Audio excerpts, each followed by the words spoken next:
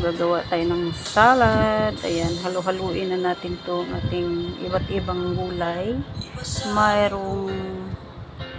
Meron siyang mayroong carrots, mayroon siyang repolyo. Ayan, halu-haluin natin to, gawa tayo ng salad. Meron siyang young corn, mayroong sayote, basta't inano ko lang yan.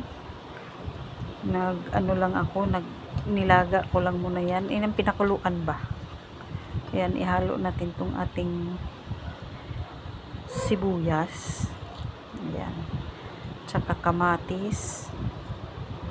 Ayan, haluan natin yan. Ayan natin mga kamatis. At ang ating celery. Ayan, may celery. At ang ating pipino. May halo yan. Pipino. Ayan. Kakamayin ko lang. Naghugas naman ako. Ayan. Ihalo na natin yan sa ating salad. Ayan ang ating salad. Gulay muna tayo ngayon. Halu-haluin lang natin yan. Ayan.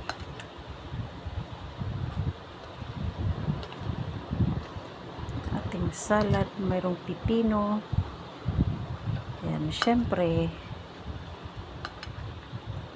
magulay-gulay lang muna tayo.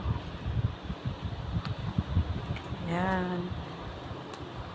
Ayan na yung ating gulay, ating salad. Ayan. Halo-halo lang yan. Mayroon na siyang, nilagyan ko siya ng sibuyas, pipino, and mayroon siyang carrots. Basta yung hinalo ko sa kanya repolyo.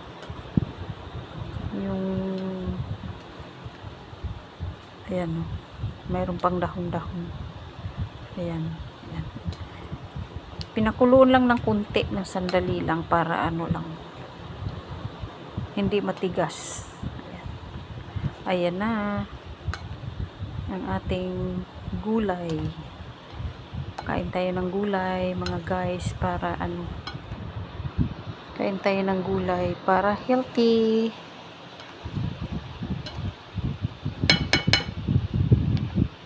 Ayan.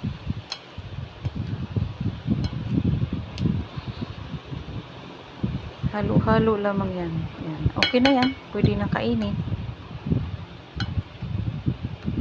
Ayan. Ito ang pipino.